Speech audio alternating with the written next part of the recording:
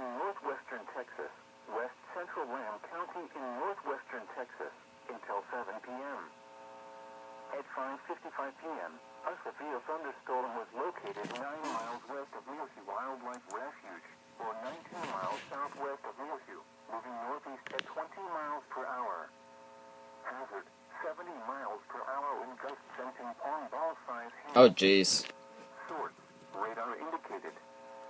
Impact, people and animals outdoors will be injured. Expect hail damage to roofs, siding, windows, and vehicles. Expect considerable tree damage.